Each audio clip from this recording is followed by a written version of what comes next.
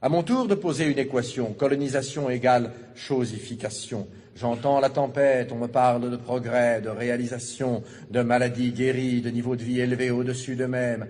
Moi, je parle de sociétés vidées d'elles-mêmes, de cultures piétinées, d'institutions minées, de terres confisquées, de religions assassinées, de magnificence artistique anéantie, d'extraordinaires possibilités supprimées.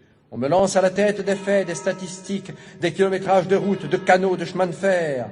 Je parle de millions d'hommes arrachés à leur Dieu, à leur terre, à leurs habitudes, à leur vie, à la danse, à la sagesse. Je parle de millions d'hommes à qui l'on a inculqué savamment la peur, le complexe d'infériorité, le tremblement, l'agenouillement, le désespoir, le larbinisme. On m'en donne plein la vue de tonnages de coton ou de cacao exportés, d'hectares d'oliviers ou de vignes plantées. Moi, je parle d'économie naturelle, d'économie harmonieuse et viable, d'économie à la mesure de l'homme indigène, désorganisée, de culture vivrière détruite, de sous-alimentation installée, de développement agricole orienté selon le seul bénéfice des métropoles, de rafles de produits, de rafles de matières premières.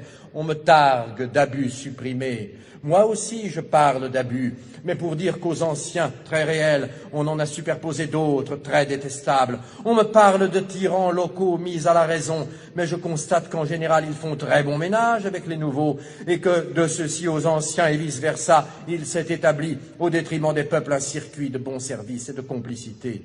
On me parle de civilisation, je parle de prolétarisation et de mystification.